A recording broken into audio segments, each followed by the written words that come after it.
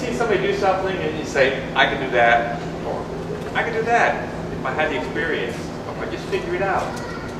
Guy comes to the house and you say, I can do that, but I don't really want to. And that's how leadership comes. Leadership comes from experience. Leadership is not just changing the toilet or doing something. Leadership is being a leader and putting on something, doing an event that you can never do. And in Toastmasters, one of the keys is leadership building.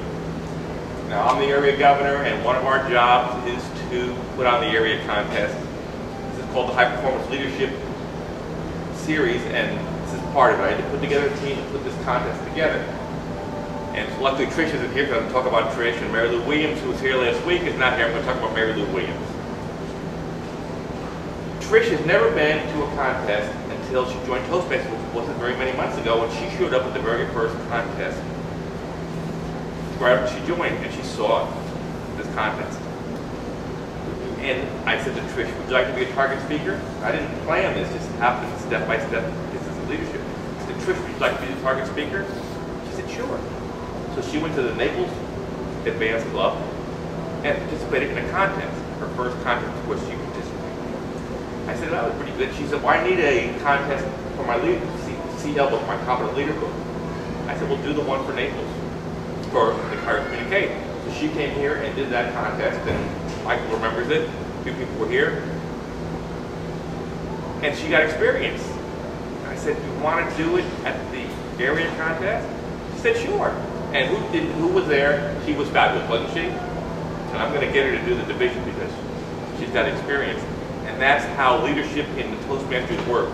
You start with one step, and the next thing you're the leader. I guarantee that next year she could put on the contest herself. Now I'll tell you about Mary Lou Williams. Mary Lou Williams has been in contests galore. She's a long-time Toastmaster, been in many contests, never considered how it's put on. And I called her, I said, Mary Lou, you getting your contest ready? And she said, well, what do I have to do?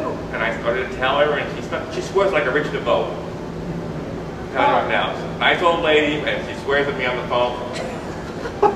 I'm not going to repeat what she said, but I said, you could be in communique. So what does it take to put on a contest? And I went through the steps, and this is what it takes. You have to get a date and a venue. You have to promote it. You have to get the other club to get their date set up with your date. You have to get those contests run, contestants. You have to get people to work the contest. Then you have to promote it again, and then you have to email everybody to make sure they're coming. And then it's done. It seems pretty easy in 30 seconds, but it's a lot of work. And I went over those steps with Mary Lou Williams, and she had never done anything like it before, but she was able to do it once she realized the steps were involved. And that's how you build leadership ability in the Toastmasters, by doing it. Now, I'm going to switch gears and come over to our club, Higher Communicate. Robert's been in the club many years, and he is the president or vice president of education or multiple roles. And I've been here 2 years, and I've been vice president of membership for 2 years. But in Toastmasters, you don't get a job and then keep it for life. You have to move aside and let someone else come in there and build their own leadership skills. And that is why I'm recommending to everybody here to think about what leadership skills you want in the club next year. Because Robert, we'll still be here every week, but Robert's going to be possibly a governor of high rank, and I might be a governor of high rank, which means there needs to be new leaders. And even if we weren't going to be governors, even if we were still going to be sitting around, it's time for other people to come in and take over. Getting back to being area governor, I'm area governor, I'm enjoying it. I would like to be area governor for life. But if I do that, I steal the opportunity for somebody else to grow in leadership.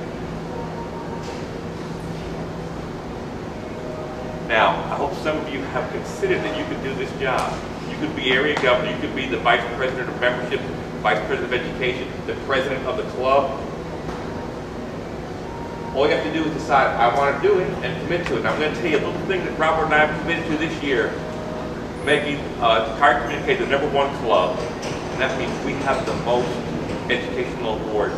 And it's very embarrassing. All right, I was at the governor's meeting, and they put the awards up, and there was a big page, and right in the middle was Cards Communicate with 14 awards already. And we're going to have to double that. And then they go to the next page, and we have these points we were talking about. And most of the clubs have 2 or 3 points. And unfortunately, the second place club has 5 points. And we've got 8. We'll have 9 in a few weeks. And the other clubs, there's only 5 clubs that have enough points to qualify. And they've only got like the minimum. It's very embarrassing to be so good.